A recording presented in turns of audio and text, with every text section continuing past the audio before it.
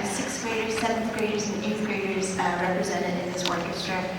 And this is a large orchestra. What a wonderful joy to teach all the classes every day.